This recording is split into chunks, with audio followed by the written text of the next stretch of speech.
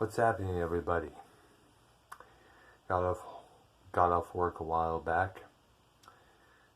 I had to work today on Labor Day, sadly.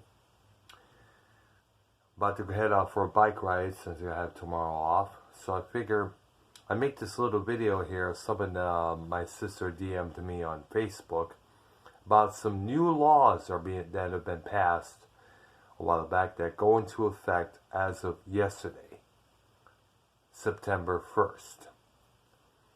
Now, some may affect other people's lives, some may not. All depends on what kind of things all depends on the kind of activities you do on the job or whichever, if you drink or whichever, So, I'm going to read some of these out to you, man. Now, these are a few here out of 800 new laws. Keep that in mind. 800. They go into effect, as I mentioned, actually went into effect as of yesterday. Well, let's take a look at some of these new ones. Smoking age. People will have to wait until they are aged of 21 to buy cigarettes, any other tobacco products. I guess chewing tobacco is one of them as well, and electronic cigarettes. The kind that you plug in the wall, or your USB plug in your computer there. And the only exception for this is that those serving in the military who show a valid military ID may still buy these products. And the goal, according to health officials, is to keep young people away from tobacco as much as possible. And this came about actually after reports of the very first death attributed to vaping. This happened in Illinois, and there was a couple others who had vaped in before and have ended up with lung disease in this state and across the country. That's understandable. Remember, you're breathing chemicals into your lungs. Keep that in mind. Always remember that. Anything you're putting in your lungs instead of plain fresh air is going to do some damage. Whether it's tobacco or other sorts of shit there. Which doesn't affect me because I don't smoke and I certainly don't vape. And I don't chew tobacco. I haven't even chewed bubble gum in ages. Cough syrup. Children under the age of 18 will no longer be able to buy cough syrups, ranging from Delsim, Dayquil, and others that contain the cough suppressant, I meant to say, my bad. Remember, some of these words I have trouble pronouncing, like this one's here. This is the drug they're referring to, dextromethorphan. I think it's pronounced dextromethorphan. Well, it's either way. It's DXM for short. It says here, studies show that DXM is used by teenagers to get high.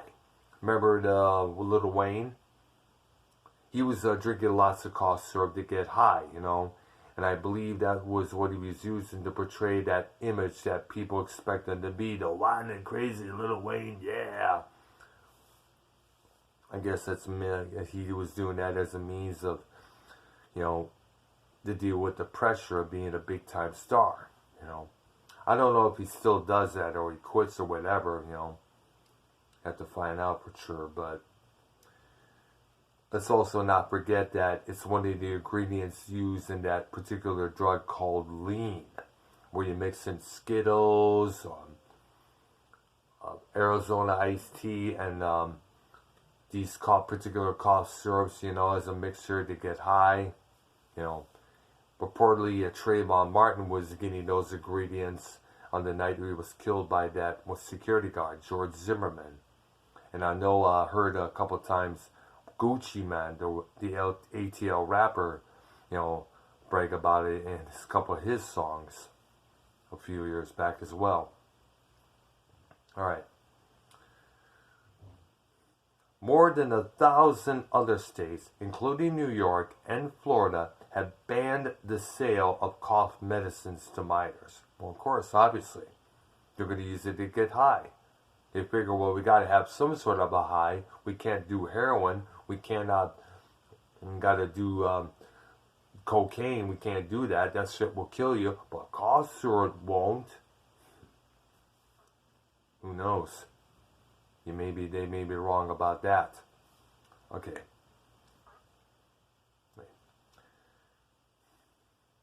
Forget it. Pain relief. Those who have had surgery or suffer injuries soon will find there is a limit to how much pain relief medicine they can receive. Prescriptions for controlled substances used to help with this quote-unquote acute pain will be capped at 10 days with no refills.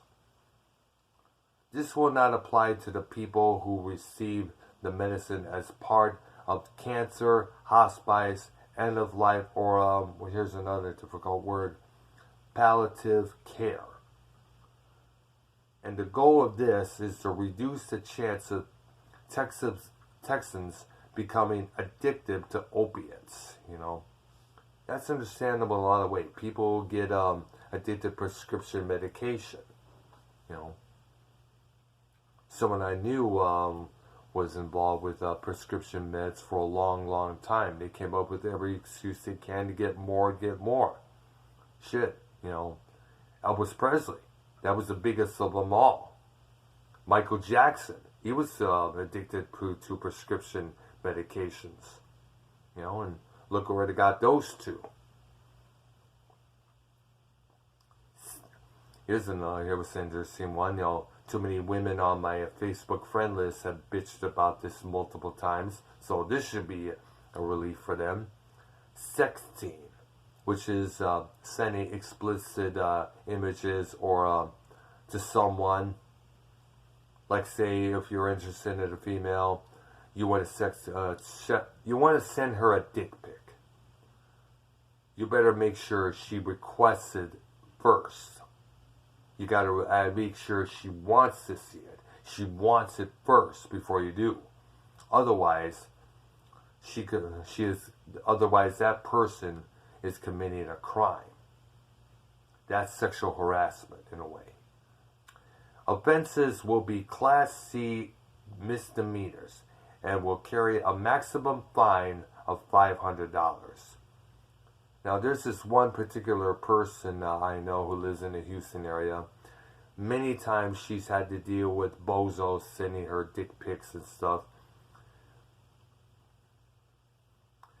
So this is probably good news to her. She could take that to the police station, and have that reported. Okay, driver responsibility program. Nearly 1 million Texans can get their driver's license back after the driver responsibility program ends. The program was supposed to encourage people to drive better, but it ended up creating financial hardships for people convicted of traffic violations who had to pay fines as well as minimal surcharges to keep their licenses from being suspended. Individuals, according to Mr. Phil Tafayan, Executive Director of Equal Justice Under Law, said individuals who could not pay were losing their jobs and their homes, becoming homeless just for a minor traffic ticket. That wealthier drivers could simply just pay and forget. The repeal of this discriminatory policy is a huge step in the right direction in the state of Texas. To make up for lost revenue, state traffic fines could go up from $30 to $50. The $2 fee drivers pay for motor vehicle insurance policies will increase to $4, and fines for some traffic offenses, while including driving intoxicated, will grow. Spoofing. I spoke about this many times, about these idiots here. Telemarketers will no longer be able to manipulate caller ID. They have been able to change the number that shows up to match the same area code that you use, which is good, because multiple times I get numbers with the exact same area code that I have on my phone here. So if you think the call is coming from your neighborhood, when it's really not. Now anyone who puts fake information on a caller ID is potentially violating the law. Thank you for that. That means I don't have to deal with other calls from the same area code. Because my phone has the same area code as the calls I've been getting. So maybe I don't have to deal with those buttfucks anymore calling me relentlessly. Porch pirates. Now this is something here that's been going on during the past Christmases. Anyone who steals a package from someone's porch will face felony charges. The penalties will grow. Penalties and charges grow as the thefts increase. If someone steals more than from 50 people, that person faces a first-degree felony. Stealing from 20 to 50 people, and it's a second-degree felony. Anyone who steals from less than 10 people faces a state felony. Fines can range from $4,000 to $10,000. Better quit doing that, people. Okay. Beer sales. Craft breweries can now sell up to a case of beer per customer every day. All you alcoholics out there, this is good news for you. Which they've dubbed Beer to Go Day. Craft brewers are celebrating this, they celebrated this on yesterday, obviously, holding events across the state.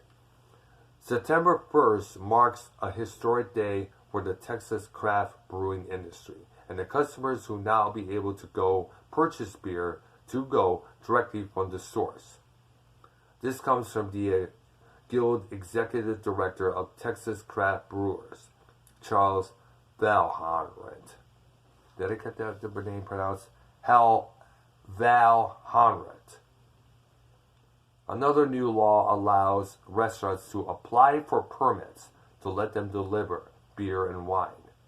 Lemonade stands. Now, I didn't know there was an issue with this. But it seems here it is. Lemonade stands have been illegal in Texas for years because of old food establishment rules. State Representative Matt Krause from Fort Worth worked to change that, passing a measure to make these stands run by children legal. He tweeted out on his in his Twitter saying, hashtag, Freedom Lemonade is here to stay. There's nothing wrong with selling lemonade. Never was, never will. Who knows? Dogs on patios. Many restaurants across the state have let customers bring their dogs with them so they can dine in outdoor areas.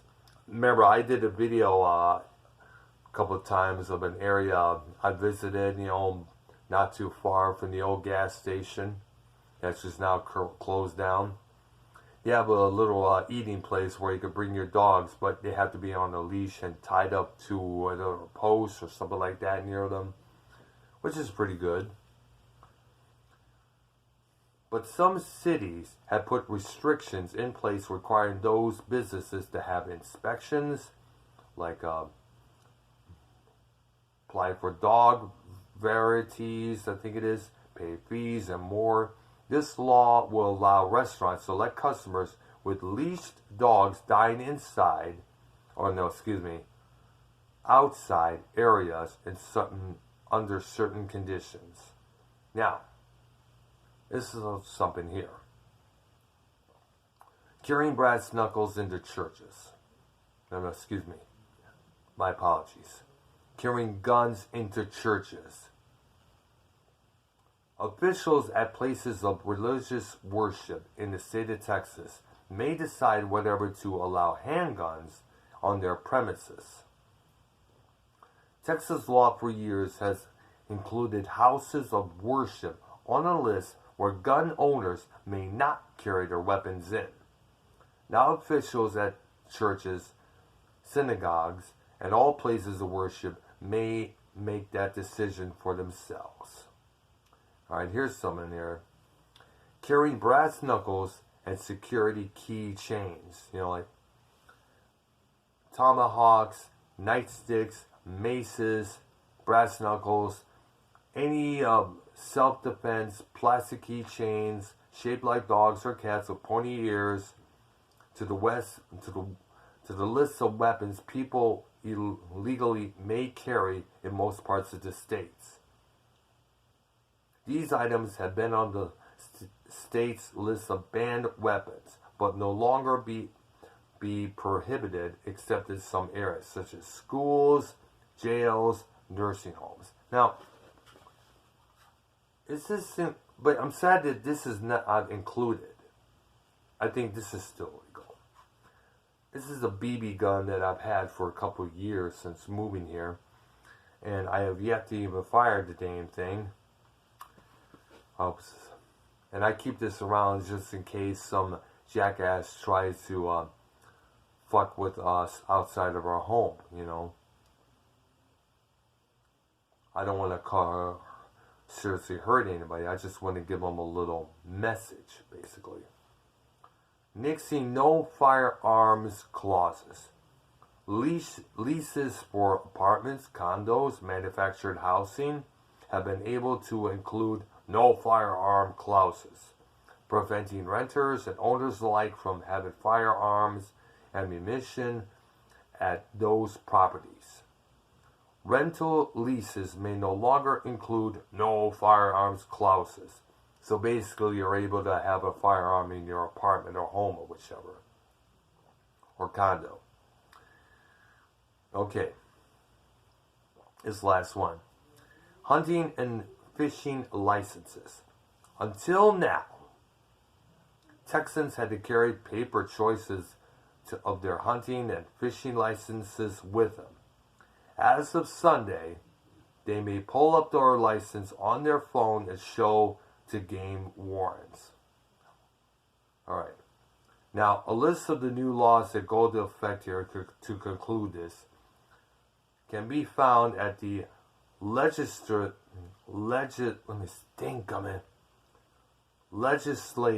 Reference Library of Texas. That's pretty much about it for now. Well, it's interesting. Got some new laws that help those and keep things in check there. Well, and as I mentioned, they went into effect this past Sunday. Let's see what the outcome is. Now, my only question is, are you still allowed, will you be able to still allowed to bring in, a pocket knife in your back pocket when you go to a club? I would like to know that. That's my only question. Because if I leave a club or some other concert venue after a show, I want to be make sure I have something on me in case some jackwad tries to jump me for some reason. You gotta be careful. We do still have fools out there, fools trying to ask you questions. Hey, can you loan me a cigarette? Can you loan me this? there was this one time in broad daylight, and this was not far where I lived. Some guy with multi-tattoos was standing around, trying to mind his, well, I'm trying to do my own business, trying to answer to a message I got on Facebook. Not this one that I got or that I mentioned. And basically he was walking around. I'm about to head out. He was Stasi. He said, "Hey, I'm selling this gun, this knife here for $9." I'm like, "No," and I spun off right away. I know that guy was going to try and fuck with me. That's the thing. You know, don't do that shit. You know, I didn't know if he was going to attack me. If he did, I would have took out my pocket knife and go defending myself, basically. As I mentioned, will these be legal to carry sometime soon? You know, because sometimes, a knife may not do the trick. Who knows? Okay, dinner's ready. I'm going to ride my bike for the night, as I mentioned earlier. I'm Dr. Earl. Thank you for watching. Subscribe to my channel. Have a good one, kiddos.